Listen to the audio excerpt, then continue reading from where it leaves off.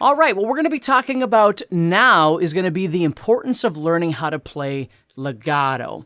Legato for me tends to be, when we think of staccato versus legato tends to be more percussive and tight and short. Okay, now again, it's a generalized word that we can use for a lot of different things, but the way I'm using the term legato is thinking about a lot of hammer-ons and pull-offs, a lot of smooth motion. You know, things like that where you're not doing a lot of... where the pick tends to, you know, make things sound a bit more percussive. So today what we're going to be doing is discussing some different elements I want you to work on with legato. Now, if for some reason, you know, you really need a lot of work with, you know, your fingers, with strengthening your fingers and all those sorts of things, a couple things you could do would be to go back, look at some of the other lessons I've done, and see, you know, if there's one of them, because I've done a lot of them, so I don't remember them all, but I'm sure there's something I've done on finger strength.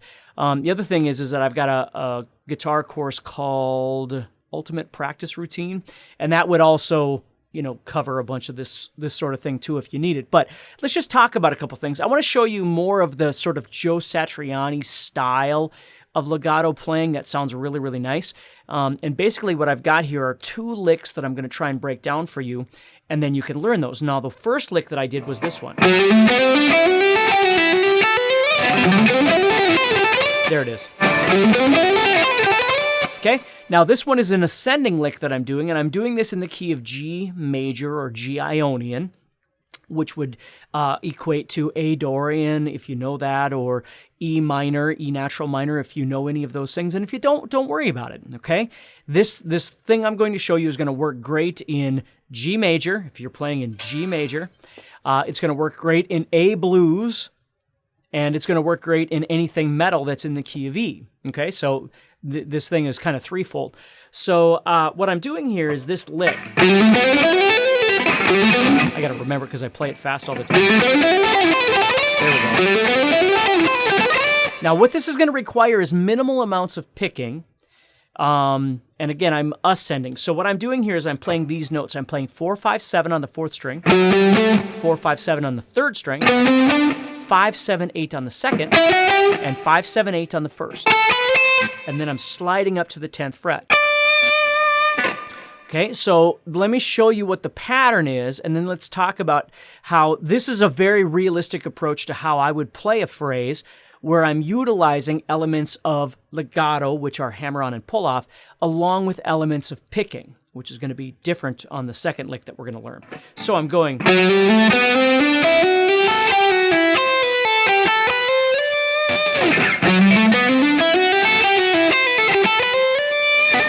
Okay, now I'm going to show you how that goes, and then we're going to talk about the real-world perspective on how you're going to approach this to make it comfortable for you. I don't want you to have to pick it exactly the way I'm picking it or anything like that, because for me, oftentimes it's going to change a little bit here and there depending on how it feels. Okay?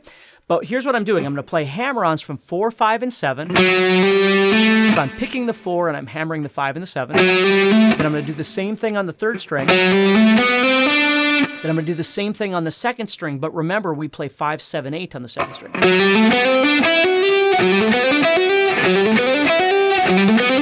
So you can see right there, instead of going and picking all of them like that,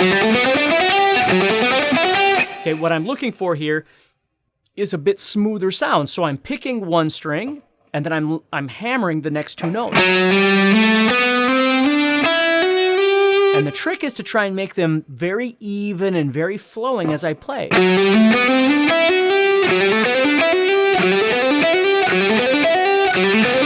Now you'll notice that I'm using 1, 2, and 4 for these 2 strings, and then I'm using 1, 3, and 4 for this string, and ultimately it will happen on the 1st string as well. So the first thing you have to ask yourself was, okay, so I'm picking each string is essentially what's happening. I'm picking here, picking here, picking here. I'm using these various fingers, okay, and I'm trying to make this whole thing sound really smooth.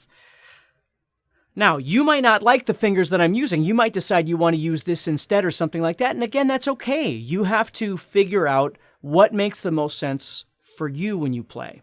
Okay, the other part that I'm doing is, as I'm doing this, of course, I've got my volume up. So I'm deadening the strings around me so they're not making noise. Because as I'm doing this, if I don't touch the strings at all and I do this,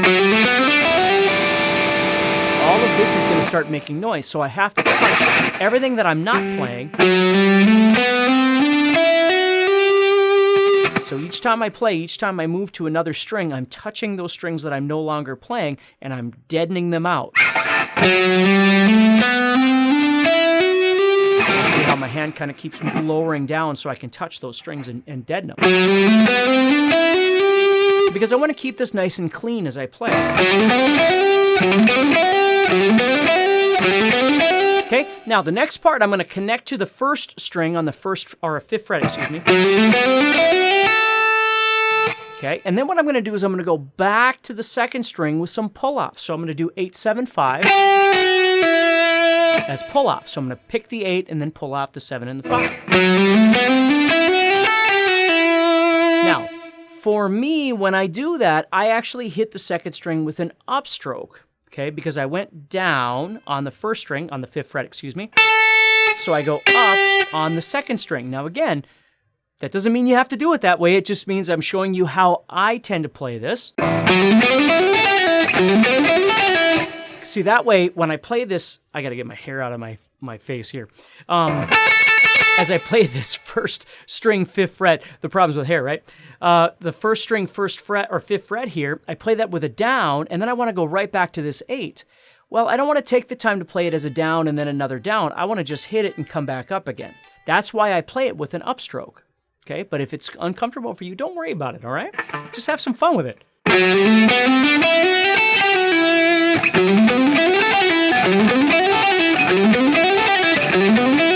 Now again, it doesn't have to be an argument of whether you like things that are fast or like things that are slow. The point of music all the way around is dynamics and variation. That's what you're looking for.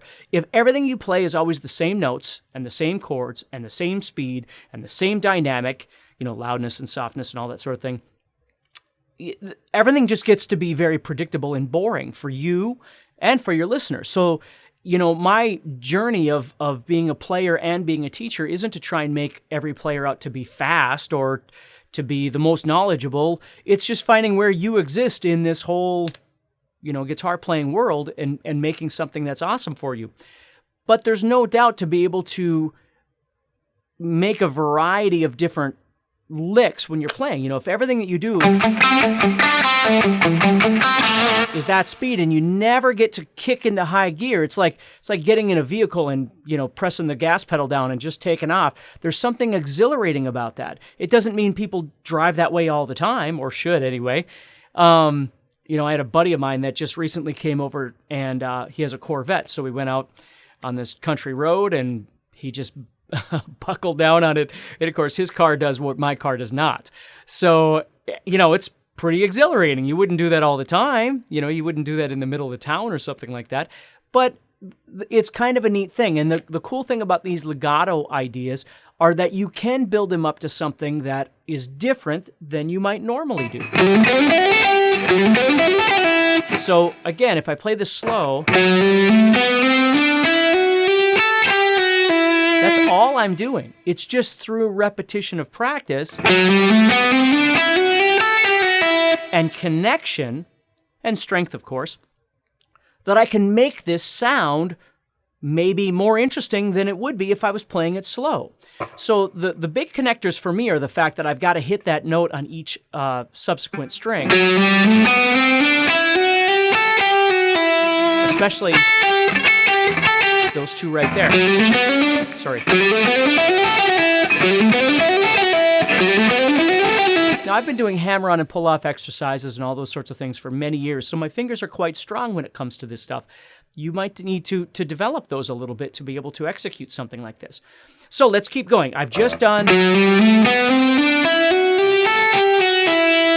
Okay, now what we're going to do is we're going to go up to the first string and we're going to play the 8th fret. So we're jumping from here. So we're jumping up to the 8th fret of the 1st string, and we're going to do 2 pull-offs, 8, 7, 5. So we have... And then I'm going to go to the 8, and then back to the 5, 7, 8. So I'm going... That's the next little tag that I've got. Here it is. And then all I'm going to do is slide up to the 10, and I'm done. Let me play it at full speed here.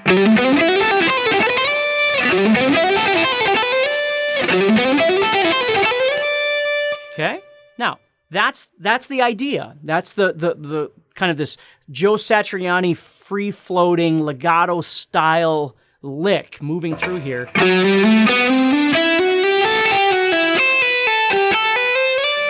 Now, if for some reason you feel the need to pick more or less, now there isn't a lot less that you can do unless you were to pick nothing, which I'm going to show you in lick number 2.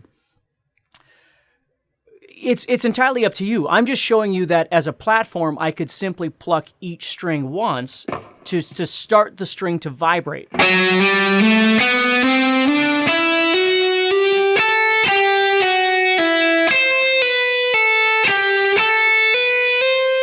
Right, to create that vibration, and then the legato, the hammer-ons and the pull-offs do all the work after that. So my picking hand, it needs to be synchronized with my fretting hand, but it's not really working hard. The only time it's working at all hard is when I have 2 adjacent strings, like the 5 to 8, like that right there. That's the only time. Right there too, right? Anytime those 2 are connected, that's where the fast part would be coming in. Otherwise, this hand's got it easy. It's not really doing anything.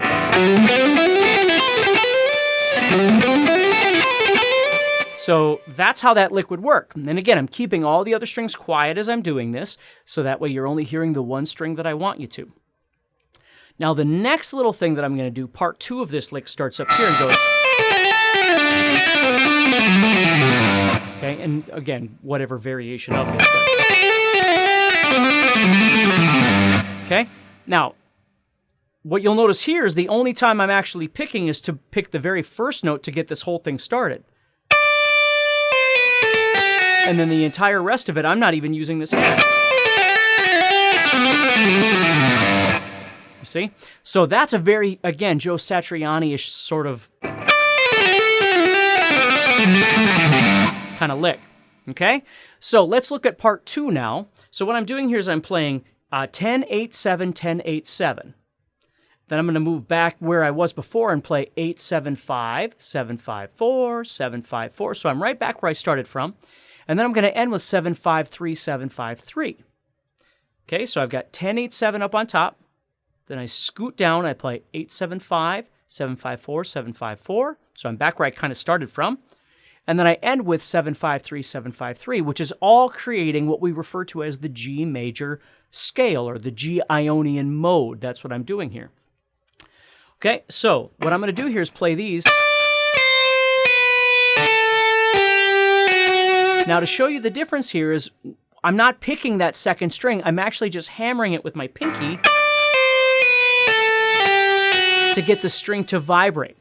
Okay, so this is a little bit harder than the first one because I've got to use the strength of my pinky to get the string to vibrate.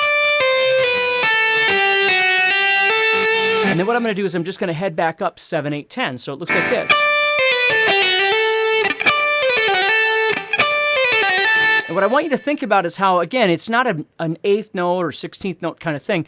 It's more like it's starting off slow, and then it's speeding up, and then it's slowing down at the end again. So I was thinking about it like running downhill, right? You're going up the hill and it's slow, and then all of a sudden you come down, and you're going so fast that your feet are actually moving faster than your body wants it to, right? Okay, so that's how I think about that. Now, that's step 1, part 1. Now, once I get there, what I'm going to do, I'm going to move down. I'm going to do a pull-off from my 10, 8, 7 again. And I'm going to slide down to the 5. So watch this.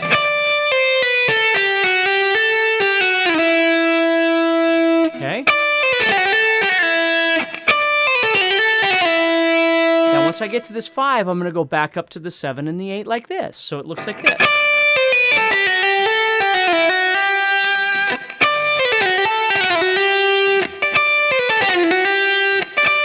Sorry. There we go. So you hear I've got these little stopping points, these little rest points up by my pinky each time. See, that's what makes it kind of cool is you're always stopping on this side. You're always stopping on the pinky. Then the rest of it is like this flurry. See that? So you kind of get used to thinking about it in your head that you're actually stopping up on that pinky end.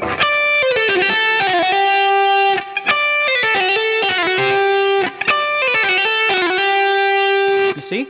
And again, it's an effect. You're using this hammer-on and pull-off, and even slide for that matter, to create this sort of quirky sound as opposed to a machine gun kind of effect. We're not really looking for that. We're looking for right there. Okay? Now when I come off here, I'm going to do my pull-offs, and then I'm going to head down to the next string. And right there, what I do is I play my 3rd, 1st, and then I slide down to the 4. Okay, you wouldn't have to do that. If you want to use your pinky, it's okay. But I'm already sitting here, so I just go to my 3rd, my 1st, and my and then slide back. See that? So now let me play it for you nice and slow.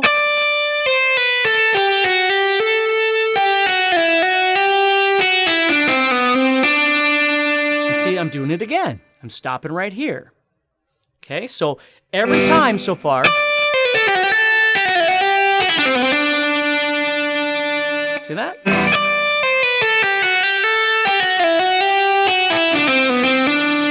Now, after this, it's going to go, I've just got one flurry of constant notes, and then I end it. So after I'm here, I'm going to come back down, and I'm going to come back up like I normally do. So I'm playing 7-5-4, 7-5-4, and then 5-7 back up. But I'm not going to stop there. Okay? So what I'm going to do is I'm going to go from here, and I'm going to hit that 4 on the 3rd string. Now, I picked it there so you could see what I'm doing, but I wouldn't pick any of this. So this one's a little bit different. Okay? This is kind of from Always With Me, Always With You, but it's a little bit different if you've heard that song by Satriani. Now,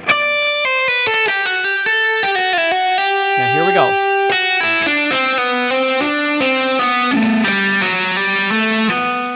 Okay, so let me play it again. Okay, so after I come off, again, this very last one, this is what we should have established right now is this. Okay, now we're going to go.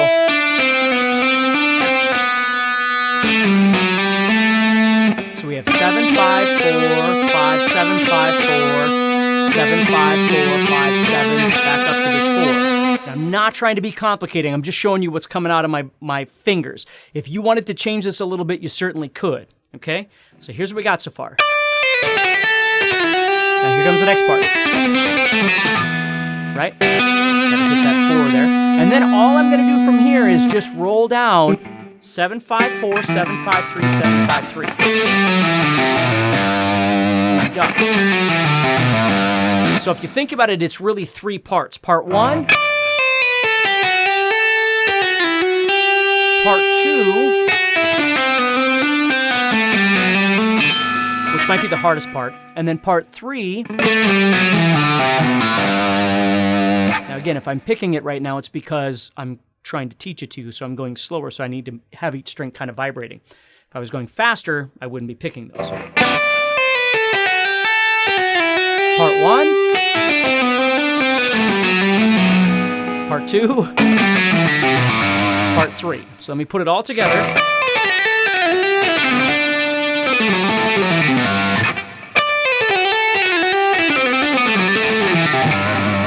See that? Again, it's kind of fun and it's kind of weird. You know, if you were playing a song and you went, and then the song ends and you're on stage and you go,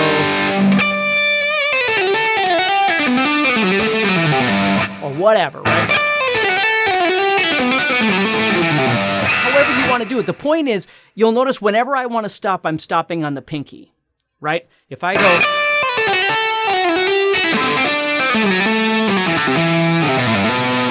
I could literally stop on the pinky every single time, and it sounds kind of silly that way, but I could do it anytime I want.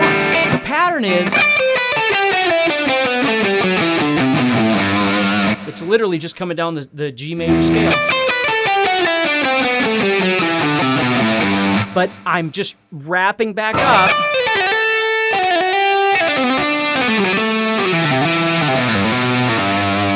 And then sometimes I'm just like towards the end, I'm just not going back to the pinky and staying there. I'm just rolling by. You know, or whatever. So again, a really fun way of approaching the guitar.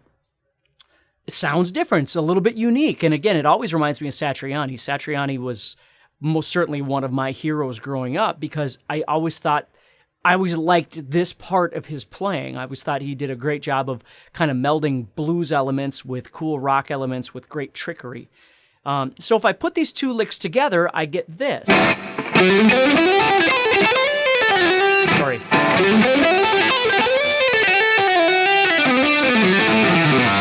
See? So that's the whole thing together. I could play it as slow as I want or stop whenever I want.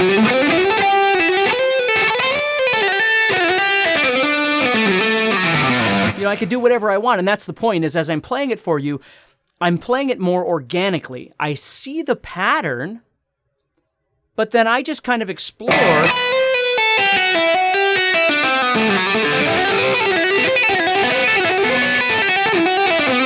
Whatever I want over the top of that. So I see this sort of elevating pattern, and then the descending pattern there, which are all the same thing. They're all part of the G major scale. And then I'm just having some fun with the hammer-ons and pull-offs. So for you, the goal is not necessarily to play exactly what I just did, although if you want to do that, that's awesome. Okay? The goal for you is trying to figure out how you can utilize this legato idea in your playing, even if you just did this. And that's all you had. Or you just did some sort of ascending thing.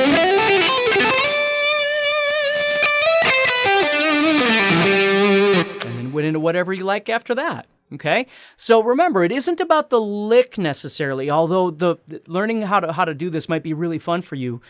I mean, it is for me, because again, you can see that I remember stuff like this from learning Joe Satriani songs. But over the years, it's morphed into different things. It isn't just playing Always With Me, Always With You, and doing it exactly the way he's doing it. It isn't about that. It's about kind of becoming something that makes sense to me in my head and the way that I like to play, so I can actually use it in the real world. And that's what I want for you as well. So take care and practice hard, and I'll talk to you soon. Hey, I'd like to give you a free pass to my best courses that will take your playing to the next level fast. Just go to guitarzoom.com and get started for free. And there's also a link in the description. Thanks.